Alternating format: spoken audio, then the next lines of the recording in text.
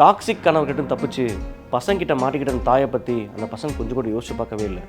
தான் எதுக்கு உயிரோடு இருக்கணும் அப்படின்னு கேட்குற அந்த தாயோட குரல் இப்போ வரைக்கும் அந்த பசங்களுக்கு கேட்கவே இல்லை.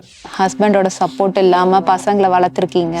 உங்கள் பசங்க உங்கள் ஹஸ்பண்ட் அதை தாண்டி உங்களுக்கு ஒரு வாழ்க்கை இருக்குல்ல, உங்களை நீங்கள் பார்த்துக்கணும், உங்களை நீங்கள் சந்தோஷமாக வச்சுக்கணும். கண்டிப்பாக எல்லாருக்கும் இருக்கிற ஆசை தானே மேடம். ஆமாம், சின்ன வயசுலேயே கல்யாணம் பண்ணிட்டீங்க, உங்களுக்காக வாழ உங்களுக்கு டைமே இருந்திருக்காதுல்ல. கல்யாணம் ஆக வேண்டிய வயசே இல்லை, அந்த வயசில் நான் கல்யாணம் பண்ணேன். 2 குழந்தைங்கள பற்றி அப்பா அம்மா எனக்கு காட்ட வேண்டிய பாசத்தை நான் என் பிள்ளைங்க காட்டு. இன்னைக்கு அவங்க எனக்கு காட்டுவாங்கன்னு பார்த்தேன், ஏமாத்த பாசத்தை அன்பே ஏமாத்திட்டு போயிட்டாங்க. நான் அவங்களுக்காக வாழ்ந்த வாழ்க்கைய பொய்யான மாதிரி ஆயிடுச்சு. புரியுது.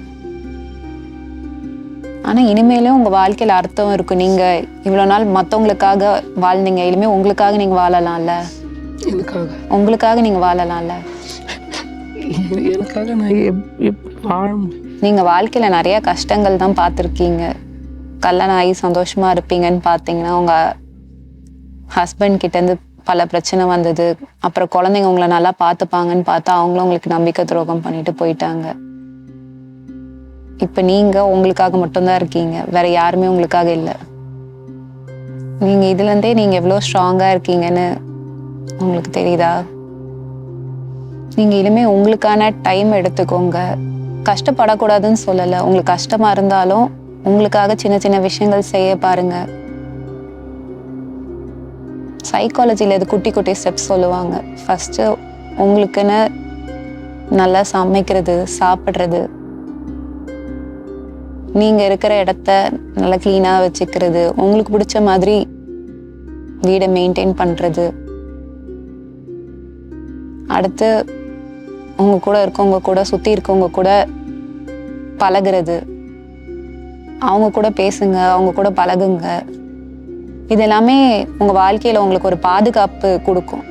எதுவுமே இல்லைன்றது உங்கள் வாழ்க்கையில் ஒரு பயமாக இருக்கும். நம்மக்கிட்ட எதுவுமே இல்லை, நமக்காக யாருமே இல்லை, நமக்கு பண்ணுறதுக்கு எதுவும் இல்லை அப்படின்னு சொல்கிறதே உங்களுக்கு ஒரு பாதுகாப்பு இல்லாத உணர்வு தான் கொடுக்கும். இது சின்ன சின்ன விஷயங்களை நீங்கள் பண்ணும் போது உங்கள் வாழ்க்கையில் கொஞ்சம் கொஞ்சமாக அந்த பாதுகாப்பு திருப்பி வரும். நமக்காக நம்ம சமைக்கிறோம், நமக்காக நம்ம சாப்பிட்றோம், நமக்காக நம்ம வீடை சுத்தமாக வச்சுருக்கோம், நம்ம மற்றவங்க கூட பழகுறோம், நம்ம மற்றவங்க கூட பேசுகிறோம், நம்ம வெளியில் போகிறோம், நமக்காக வெளியில் போகிறோம் அப்படின்னு சொல்லிட்டு இந்த சின்ன சின்ன விஷயங்கள் உங்களோட உடம்புக்கு அந்த பாதுகாப்பு உணர்வு அதிகமாக கொடுக்கும். இந்த பாதுகாப்பு உங்களுக்கு இருக்கும்போது திருப்பி உங்கள் வாழ்க்கையை நீங்கள் வாழலான்ற ஒரு பிடிப்பு வரும். இவ்வளோ வருஷம் நீங்கள் உங்களுக்காக வாழாமல் மற்றவங்களுக்காகவே வாழ்ந்துருக்கீங்க. கஷ்டமாக இருந்தாலும் இனிமேல் சின்ன சின்ன ஸ்டெப்ஸ் எடுங்க. அந்த பாதுகாப்பு உணர்வை திரும்பி கொண்டு உங்களை நீங்கள் பார்த்துக்கிறதுக்கும் உங்களுக்கு திருப்பியும் ஒரு வாழ்க்கையில் சந்தோஷத்தை கொண்டு வரத்துக்கும் முடிஞ்ச அளவுக்கு ட்ரை பண்ணுங்க. சின்ன சின்னதாக பண்ணுங்க. ஒரு விஷயங்கள் செய்யும் போதும் சின்னதாக சமைக்கிறது, க்ளீன் பண்ணுறது, இதெல்லாமே உங்களுக்கு ஹெல்ப்ஃபுல்லாக இருக்கும். சுற்றி இருக்கவங்க கூட நிறையா பேசுனீங்கனாலே இவ்வளோ கஷ்டங்கள் தானாக வெளியில் வர ஆரம்பிச்சிடும்.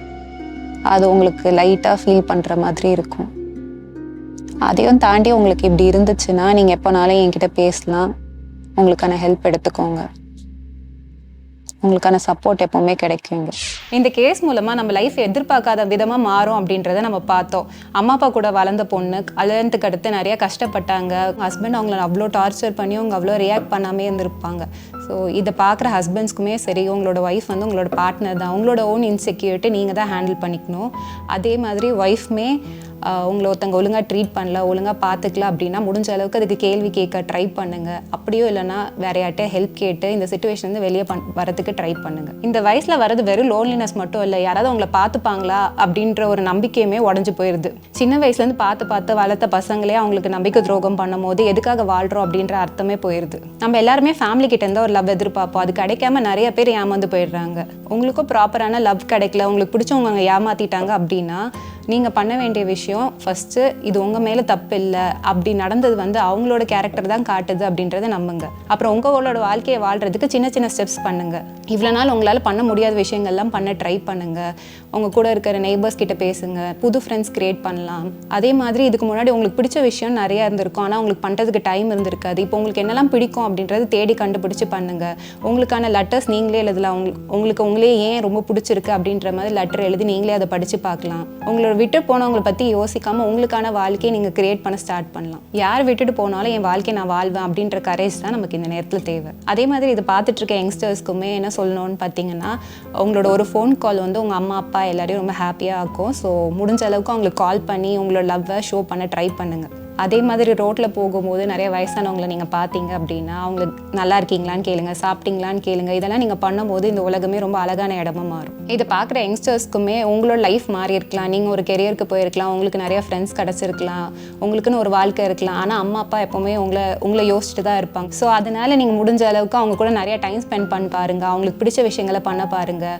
அட்லீஸ்ட் ஒரு ஃபோன் காலாவது பண்ணி இன்னைக்கு உங்களை பற்றி யோசிச்சேன் அப்படின்னு சொல்லுங்கள். அவங்களுக்கு ரொம்ப சந்தோஷமாக இருக்கும். இந்த தாயோட தனிமையும் அவங்களோட மனவேதனையை பார்க்கும்போது என்ன மாதிரி கண்டிப்பாக உங்களுக்கு கஷ்டமாக தான் இருந்திருக்கும். ஆனால் இந்த ஷோவோட கன்ஃபியூஷன் வந்து வெளியே போகும்போது அவங்க எல்லா பிரச்சனையும் மறந்து ஒரு புது மனிதனாக வெளியே போகிறாங்கன்னு நான் நம்புகிறேன். ஆனால் இது மட்டுமே நம்ம ஷோட நோக்கம் இல்லைங்க. இந்த ஷோவை பார்க்குற ஒவ்வொருத்தரும் நமக்கு இந்த மாதிரி ஒரு இன்சிடென்ட் நடந்தால் அது நம்ம எப்படி மீண்டு வரணும் அப்படிங்கிற ஒரு தெளிவு கிடைக்கணுங்கிறது தான். மீண்டும் நிஜம் பேசும் நிகழ்ச்சியில் உங்களை சந்திக்கும் வரை உங்களிடமிருந்து விடைபெறுவது சந்தோஷ்.